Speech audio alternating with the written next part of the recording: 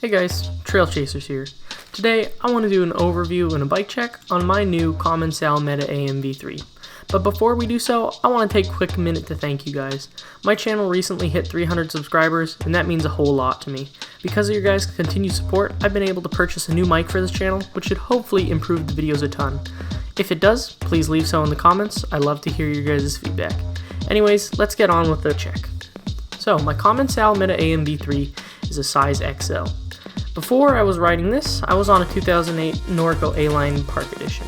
To give you a comparison, the A-Line was a full-on downhill bike with 200 in the front and 230 in the rear. This bike sports 160 front, 150 rear. The wheelbase on my A-Line was 1,167 millimeters. However, the wheelbase on my AMV3 is a staggering 1,231 millimeters. Another difference, actually, it's not a difference at all, they're both the same, is the head tube angle. The Norco A-Line has a 66-degree head angle, and so does the Commencal Meta AMV3. So you can really see over the years how bike geometries have really changed. My 2008 Park Edition is shorter, and it's just as slack as my Meta. So in all honesty, my Meta I thought would be a perfect downhill bike, and so far it hasn't proved me wrong. Starting up front, as far as specs are concerned, it's Roland RockShox suspension front and rear with the excellent brand new RockShox Lyric up front. I really wanted this fork because of the charger damper and the super stiff chassis on it. It was really rigid, had the thicker tubes, the thicker lowers, and the thicker uppers, so it's really stiff. One of the nice things that Commencal included, instead of the 15mm quick release, they give you the Stealth axle, which is actually a bolt-through axle, which I really appreciate. It's less of a hassle to maintain, it's pretty easy to take care of, and it doesn't poke out and protrude. In the rear is the less well-suited RockShox Monarch RT3. This will be changed, I know it, I've planned on it, I knew I wasn't going to keep it. I'm probably going to go with the new Cane Creek Double Barrel Inline Air. I think that's going to be a great choice for the bike, or we'll go with the Double Barrel Inline Coil.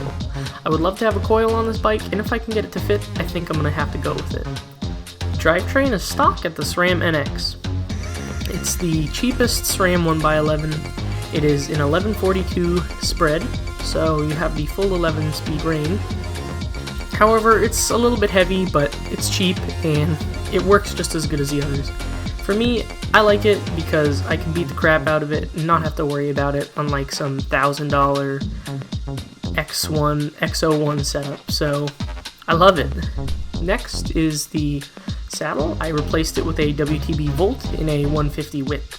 The stock saddle was actually quite comfortable, but I'm more accustomed to the WTB Volt. It's what I run on all my bikes, and when I hop on my bikes, I like to feel the same saddle beneath me. Still running the stock seat posts, still got to fit a dropper in there. It's coming down the pipeline. The pedals I have on it right now are just temporary. They are the DMR V6 polymer pedals. They're pretty good actually for their price. $20 gets you a nice set of DMR pedals. They're a huge step up to the bear traps that you'll get on most bikes. This bike didn't come with any pedals, so I just went out and bought those really quick because I knew I needed them.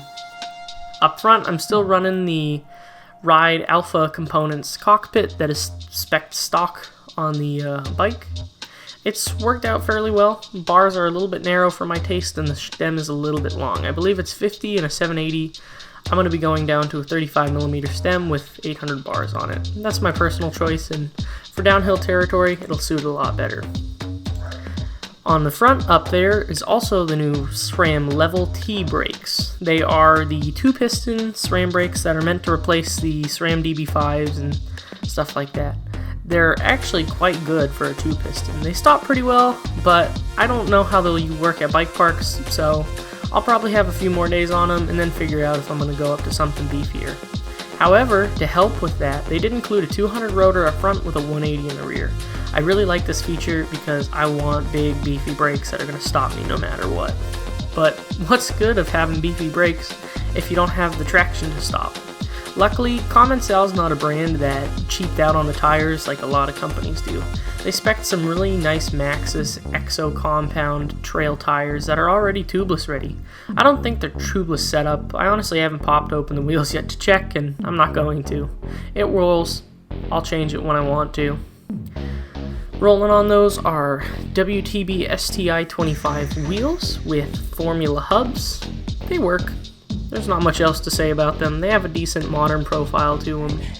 But overall, I think the bike works really well together, and considering the price you can get it for, I think it's a really great value.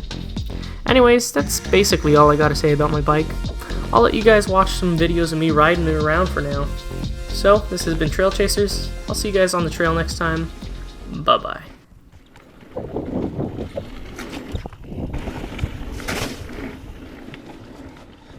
Oh yeah.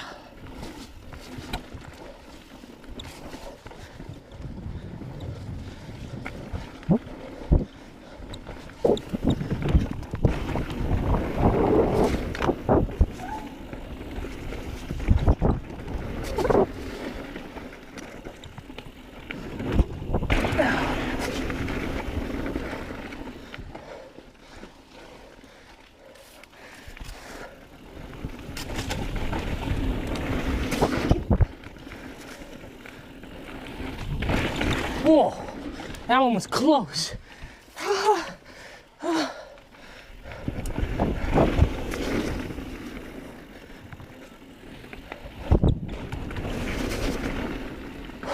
Man.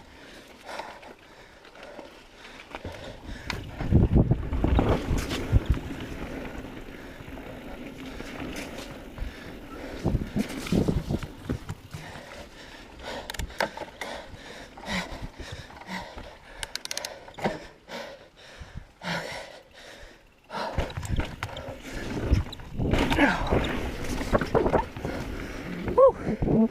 That felt good.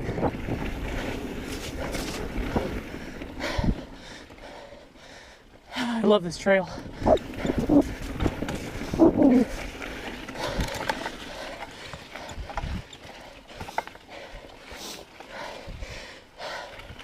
This is such a fun one.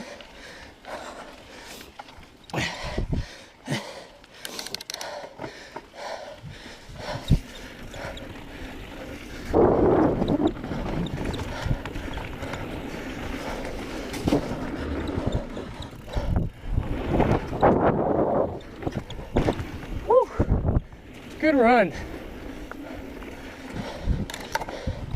And back up again.